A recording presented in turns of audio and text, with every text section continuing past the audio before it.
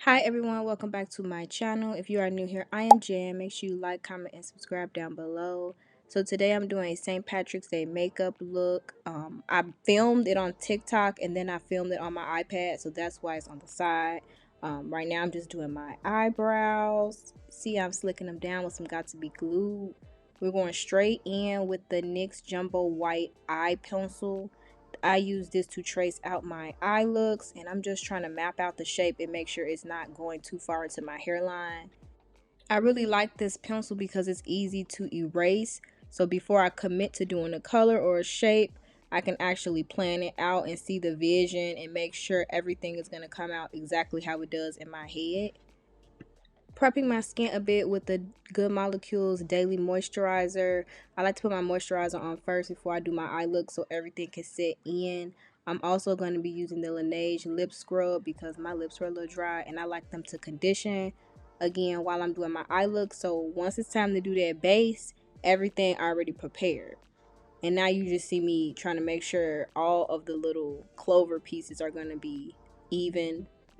LA Girl Pro White concealer for my eyeshadow base. I really like using this because it makes my looks pop. It makes them come to life.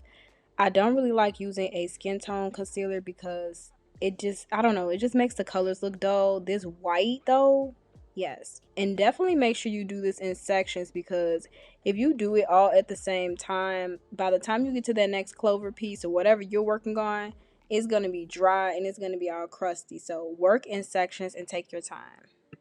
I'm using the Juvias Place the Army Green palette. I'm using that part on the outer edge of the clover. So that's what I'm going to work on first. When I do like this gradient holographic look, I like to start on the gradient holographic part first. And then I work my way inward because I want the cut crease part of it to be really sharp. So you'll see what I mean once I'm like. So for the gradient, I'm starting off with the darkest shade in the Rebel palette and then going into the Cara Beauty Girl Scout palette and using a lighter green and then using like a lighter green. And then in the middle, I like to do white. So you'll see me doing the white now and then going back in to do the rest of the green gradient. And that's just so I can map out where the white needs to be and where the green needs to end. But yeah, you just do a color gradient and then put white in the middle.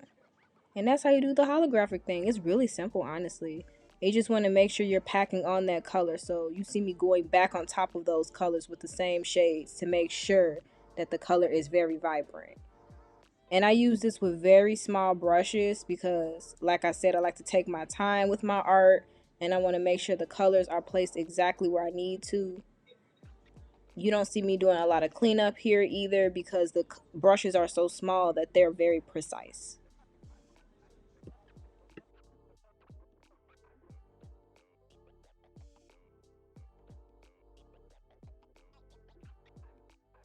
So let's jump ahead to the next piece of the clover. So first I'm using yellow for the inside of the clover.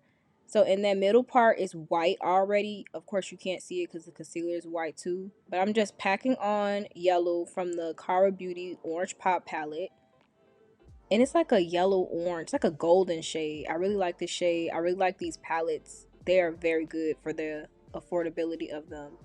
And then I'm using orange right on top. So to do my gradients, you'll see I go right on top. And at first it looks choppy, but I'm going to keep going in with each color to make sure it blends together.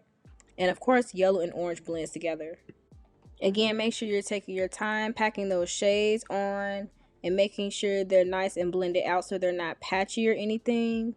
Now you see me grabbing the yellow again to make sure that yellow is vibrant and that it's showing up. And I just keep doing this and I keep looking in the mirror to check. You're going to keep seeing me look in the mirror to check. Make sure my colors are well blended.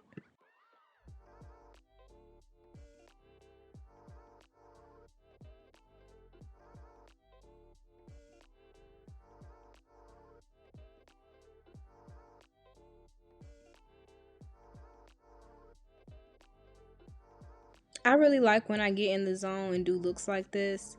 It just really shows me that I'm a creative person. Like, I had this idea in my head to do the holographic clover, but I didn't have any idea that I was going to do this gold or this orange type of thing.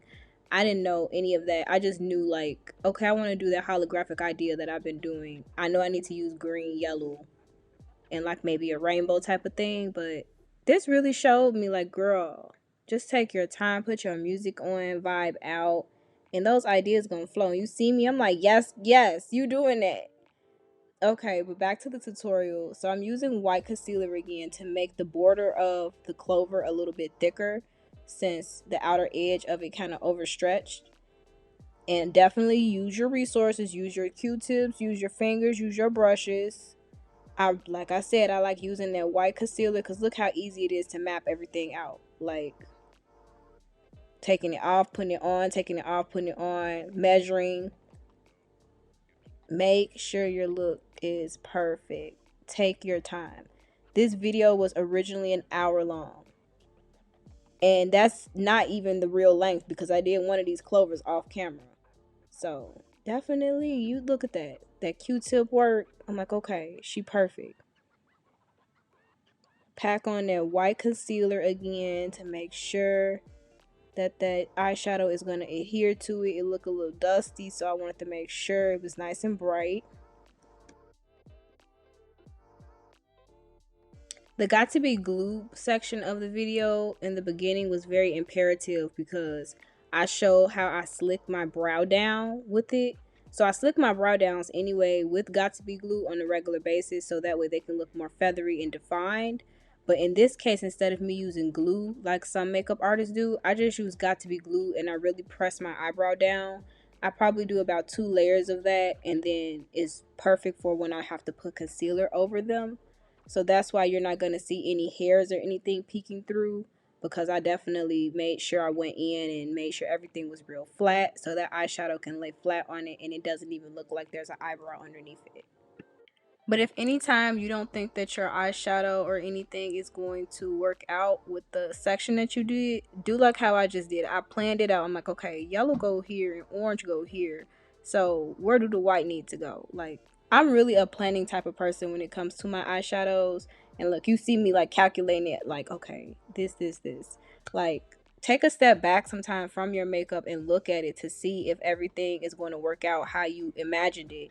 And sometimes even if it doesn't work out how I imagined it, it comes out way better because my hands are just doing all the work and I am just a vessel at this point. Like, I'm just, okay, look, blend, blend, blend. And like, I'm pushing my eyebrow down because it was kind of trying to peek through. I'm like, no, don't mess this up for me.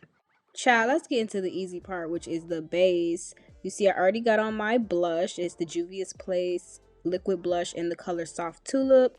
And then I'm using the SheGlam contour in the shade Terracotta. I love the SheGlam. Like, look how easy it is to blend out. It's like a very nice liquid consistency. Oh, I love it. I love blending my contour right into the blush. And then I'm going to go in with my foundation after that.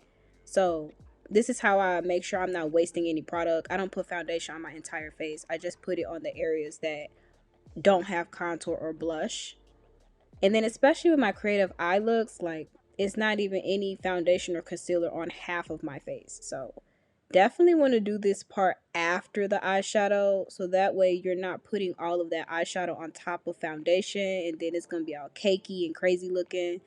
Learned that the hard way in the beginning of this makeup journey. I'm using the concealer by Tarte Shape Tape. I use tan sand and tan deep sand. So tan deep sand on the outer edge, lip, nose, and chin. And then tan sand right in that inner corner to brighten. I like to use the brush so it's not too much product in my inner corner. I like using a triangle powder puff to blend out my concealer. I feel like it makes sure that the product does not soak into the powder puff like beauty blenders do. And then with brushes, I feel like you gotta keep cleaning that brush or else you just put an old product on your face. I'm using the shade 20 for the Maybelline Fit Me powder in the inner corner, and then 30 for the outer edge, just to make sure everything is nice and flawless and set. I definitely like going underneath my cheekbone with this to make sure my contour is nice and sharp and my face is lifted. this was the most important makeup step for me because my face used to just look like a little potato. And now it looked like it had some structure and everything. I didn't do a lot of nose contour because you couldn't really see my nose anyway. Like you could see a little bitty piece of my nose. So using the black radiance contour kit in the shade light to set my concealer, and then I'm gonna go in with the Milani rose blush in the color, I think it's soft tea rose, I don't know, I'll put it in the description. And that's just for my blush. Okay, I'm putting my lashes on because I wanted to see the vision. I didn't want to just leave the look with just this clover, but I couldn't figure out what I wanted to do with the other eye. So I was like, let me put my lashes on so I can be cute for a second and I can really visualize what I can see doing on the other eye. So that's why you see me putting my lashes on. And then I also was trying to figure out what lashes should I even wear with this eye look, because sometimes my lashes are too flat for the eye look and they pull my eyes down and make them look all droopy. That helps me see the vision also. So look, I'm just looking like, okay, this is what I want to do. I ended up doing that same gradient effect on the other eye, but I kind of did it like a cut crease type of thing. So going in with the gradient, the dark, the lights, and then what I did with the middle part was I did that same orange yellow type of feel, but I kind of did it more as a sharp wing instead of like a clover type of thing. I feel like that gave it a little bit more edge to it. I didn't show the orange part, so that's why I'm just explaining it to y'all. I don't know why I didn't show it, but yeah, this is just me putting in a little work. Enjoy this part.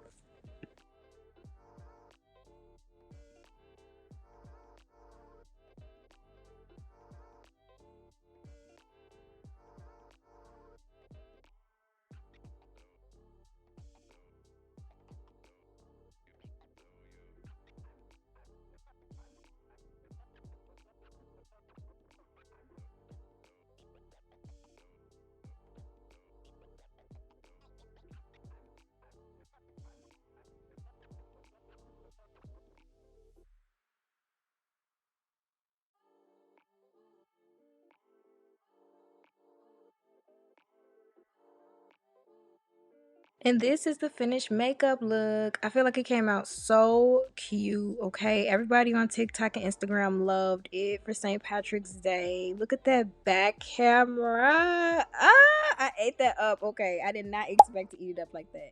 If you did like this video, definitely make sure you like, comment, and subscribe down below. And I'll see everyone next time.